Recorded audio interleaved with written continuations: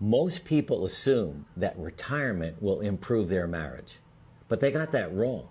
Marriage gets harder as time goes on. You know, if you want to save countless years and countless mistakes and countless arguments, anguish and anger, stay tuned and listen to what we have to say today. I remember as clearly as yesterday, I was 50 years old. I'm sitting in the kitchen. I sat down and I'm having dinner with my first wife. She had just cooked a great dinner and I was watching her scurry around the kitchen. I was at the peak of my career. I was only working 2 days a week. Our children had just become empty nesters. It was probably October, so they were all off in college. And all of a sudden I found ourselves alone, spending a lot of time together, and realized that we were in trouble. And as I looked across the table and looked deep into her eyes and deep into what I would call her soul, looking for some kind of a connection, I couldn't find it. And I actually got scared and I got nervous and I wondered, what the heck is going on? Well, after 6 or 8 months of therapy, I realized that we were in trouble. And I realized that the counseling that we got from the therapist that we had gave me this story about railroad tracks and how couples are like two railroad tracks and they're held together by railroad ties. And even though people change over time, the railroad tracks can grow far apart as long as you've got railroad ties holding you together. And honestly, the last railroad tie holding us together were our children. And throughout the therapy, the therapist finally said after 6 months, listen, you can keep coming and seeing me as much as you want, but I'm telling you, you guys are so far apart and you don't have a lot of things in common. I don't know if I can help you. Yeah, yeah. And that for me was the end. And it was really sad after 25 years, but it happened. And we see it happening all the time with people in retirement. And that's one of the, what I would call traditional reasons people end up getting divorced, right? The empty nest syndrome.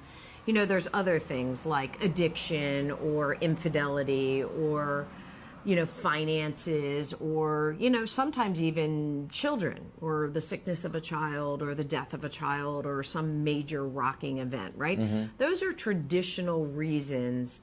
Over time, if you track divorce rates and reasons, they would fall in there. You know, I fell into the traditional reason of getting divorced too. We had infidelity in our marriage. I was super unaware of it. I was working full time with 3 young girls, like literally 3 kids under the age of 5, working a full-time job in a financial services company as a senior executive. And, you know, I just took my eye off the ball, I guess, because I was completely flabbergasted and surprised when the divorce conversation came to me. I actually had no idea. And I take responsibility for that today, looking back, because I did take my eye off the ball potentially.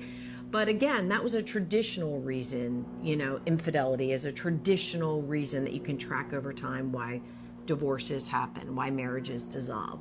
What we're talking about today is when your marriage is great because you're working and you're going in a million directions and maybe you're not spending 24 hours a day, 7 days a week together, you find ways to work around problems and they're not magnified.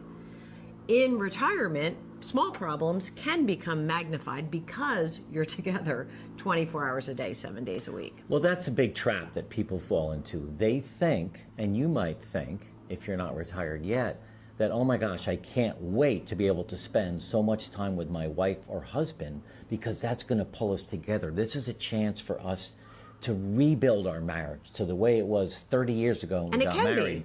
But what happens is, the truth is, and the trap is there, that it actually pushes you apart unless you do some of the things that we're going to talk about today.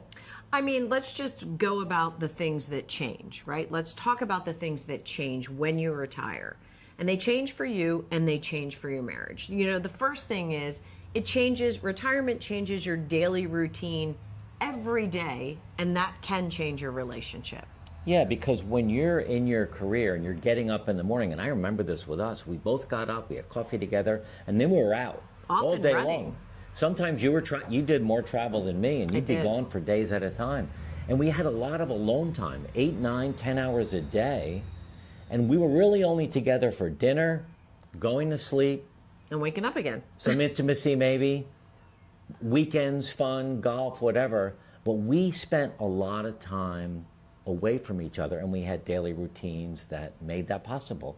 And when all of a sudden you're thrust into 24/7, if you don't have good solid routines, you're going to run into trouble. And that really hits the second point. You know, you've always heard, quality over quantity.